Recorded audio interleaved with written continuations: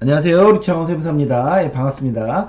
예, 이번 시간에는요, 21년 1월 14일 날, 기재부에서 또 해석을 발표했는데요. 비과세 관련해서 거주 요건과 관련해서 좀 중요한 해석이기 때문에 같이 한번 살펴보도록 하겠습니다.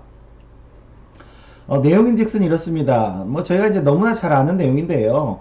집이 두 채 이상 보유한 1세대가 집 한 채 제외하고 모두 양도하고 취득 당시 조정 대상 지역에 있는 남은 최종 1주택을 이제 2년 이상 보유하고 팔 건데, 취득 당시 조정 대상 지역에 있는 최종 1주택을 2년 이상 보유하고 팔 건데 2년 이상 또 거주를 해야 되냐 새로. 나는 이미 2년 이상 충분히 거주했는데 추가로 더 2년 이상 거주해야 되는지 요거를 이제 물어봤는데, 답은 보유 및 거주 기간 모두 새로 기산한다. 즉 추가로 2년을 더 거주해야 된다. 이런 내용입니다. 그래서 이제 같이 한번 사례를 보면서 보시면 A주택과 B주택이 있습니다. 뭐 일시적 2주택은 아니네요. 그리고 그 내용인즉슨 A주택이 취득 후 바로 세대 전원이 입주해서 이미 2년 이상을 거주했어요. A주택에서. 그리고 20년 5월 1일 날 타인 소유의 주택으로 이사, 뭐 전세로 들어갔다고 합니다. 그리고 B주택을 이제 양도를 했겠죠. 21년 5월 9일 날 과세로 양도를 했습니다. 과세로. 그랬을 때 저희가 이 A를 비과세 받기 위해서는 어떻게 해야 돼요? B를 판 날로부터 2년을 추가 보유해야지만 비과세가 되는데, 중요한 거는 A주택이 취득 당시 조정 대상 지역이었다고 합니다. 그럴 경우 추가로 거주돼야 되냐라고 할 때 요 그 5월 9일부터 추가로 2년을 더 거주하라 요런 내용이죠. 그럼 이제 이거는 좀 알겠는데, 저희가 그러면 추가 보유 및 거주와 관련해서 이제 네 가지 경우가 발생할 수가 있습니다.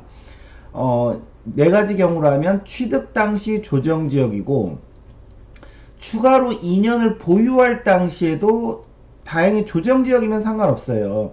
그러니까 취득 당시도 조정지역, 추가로 이제 2년 그 기산되는 그 시점도 조정지역이었으면은 뭐 2년 거주하면 되고, 그 다음에 취득 당시도 비조정지역이고 2년을 기산하는 그 시점도 비조정지역이면 보유만 하면 됩니다. 보유만, 2년 보유만 하면 되는데, 뭐 그 케이스 1과 케이스 4는 좀 확실한데 케이스 2와 3이 약간은 좀 명확하지가 않습니다. 좀 무슨 말이냐면, 취득 당시는 조정 대상 지역이었는데 그 이후에 해제가 됐어요. 예를 들어서.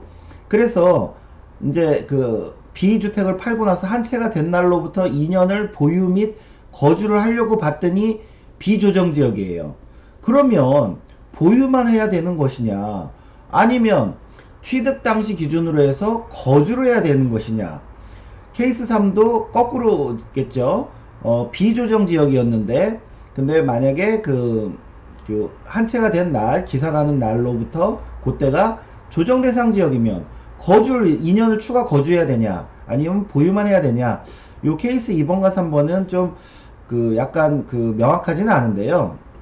저희가 비과세 따질 때 거주 요건이 취득 당시 기준으로 원래 따집니다. 그래서 원래가 취득 당시 조정 대상 지역이었고, 만약에 그 이후에 해제가 됐더라도 2년 거주 요건이 원래가 있었습니다.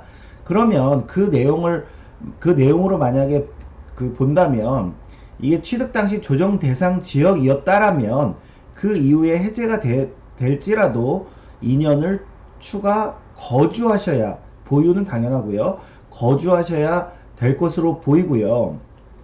케이스 3번도 만약에 취득 당시가 비조정 대상 지역이었다라고 하면, 만약에 기산 시점이 조정 지역으로 됐다라고 해도 2년만 보유만 하면 될 것으로 그렇게 생각은 들지만, 또 이제 케이스 2번과 3번과 관련해서 혹시라도 다른 해석이 나올 수도 있기 때문에 그거는 제가 혹시라도 다른 내용이 나오면 다시 추가로 또 말씀드리도록 하겠습니다. 그래서 요 네 가지 경우가 있다라는 것도 좀 주의하시면 좋을 것 같습니다. 예, 오늘 수업은 여기까지 하겠습니다. 감사합니다.